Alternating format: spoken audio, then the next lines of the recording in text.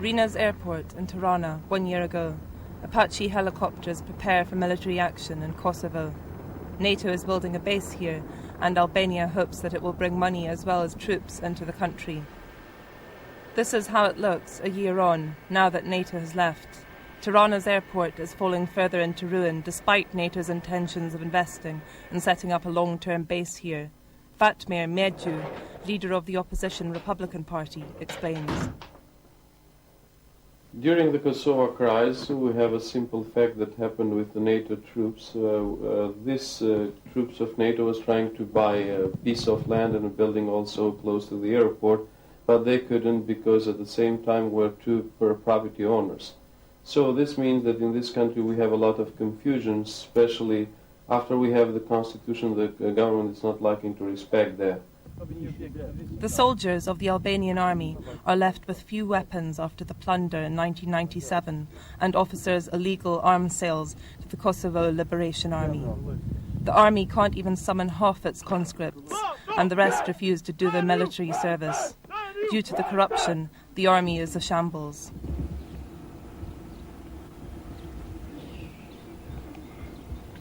General Chief Cikaleshi and the Albanian press have brought public attention to this fact. The general was suspended as a consequence. I alerted people to the corruption which affects everything, even deliveries of shoes, rice, tinned fish and uniforms. I proved it with documents, but they wanted to shut me up, so I passed it all on to the media.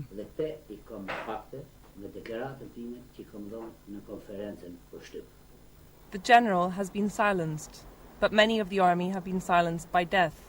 This army barracks near Tirana is deserted. Corruption is widespread. Even the donations collected for Kosovo refugees went astray. Goods stolen from the emergency aid packages are sold openly in the shops.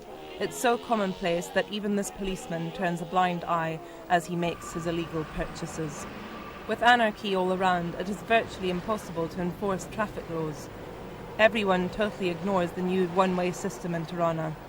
This policeman issues an official fine, but the next motorist simply drives straight past him in the wrong direction. The police are taken no more seriously than the law.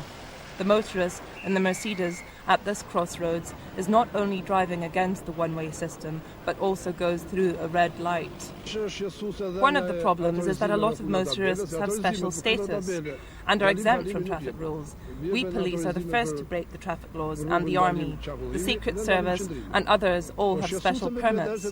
So people ask, why should I stick to the rules?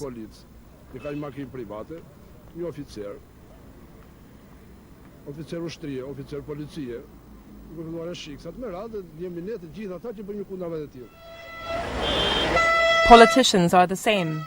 This government convoy is determined to drive against the one-way traffic when they could drive up a parallel side street. Why bother with the electricity meter when you can help yourself? Tapping into the electricity supply has been a common occurrence in Albania recently. The problem is that this illegal and rather unconventional method of controlling the flow means that the voltage is either too high or too low.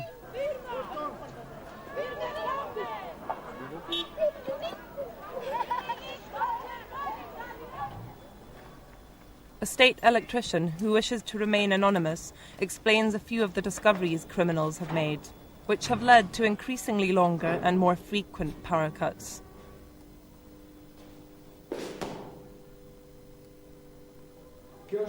This is the electricity meter linked to the transformer.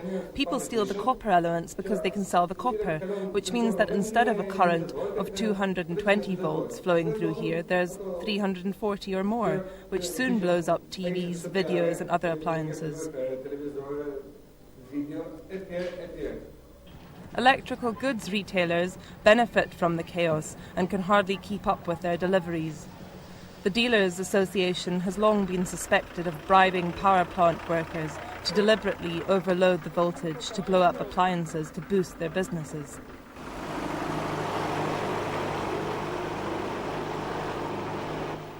This Chinese man imports electricity regulators from his homeland, which are supposed to control and diffuse the voltage.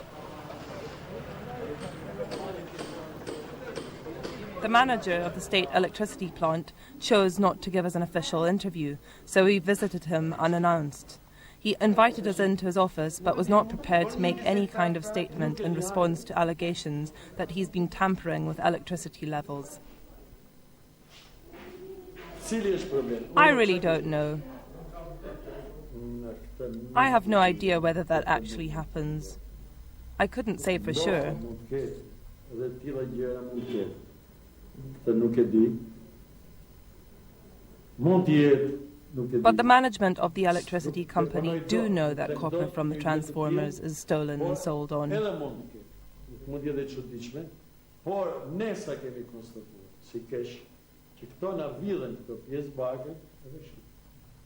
Student Dritan Toska has learnt to live with the power cuts and studies by candlelight.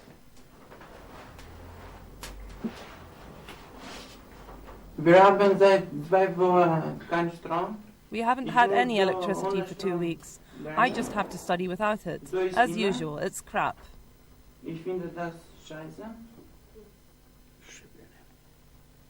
Lots of young Albanians are learning a foreign language.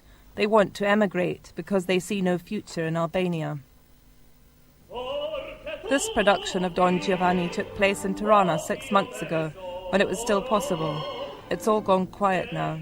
The soloists are leaving both the theatre and the country. This group of young opera singers are planning to leave for Austria and are picking up their immigration papers from the Austrian embassy. There was only one opera performance this season. These singers, who were in the performance, have had to deal with the consequences.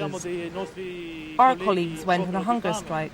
The opera and the theatre here have virtually closed down due to the circumstances, and we've got no performances at all. Now we're going to Austria as choir singers. The main thing is just to get away from here. And now we're learning German.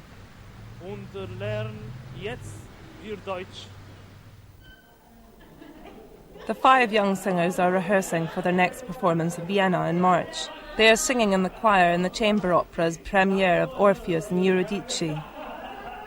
They would rather give up their solo performances than stay any longer in Albania.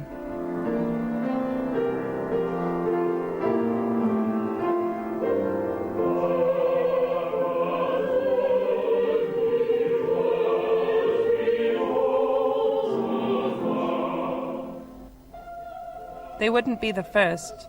The queues are getting longer at the visa counters. The only ones staying behind are the old, the sick and the weak, and those who will benefit from Albania's fall. Ciao. Ciao, grazie. Ciao.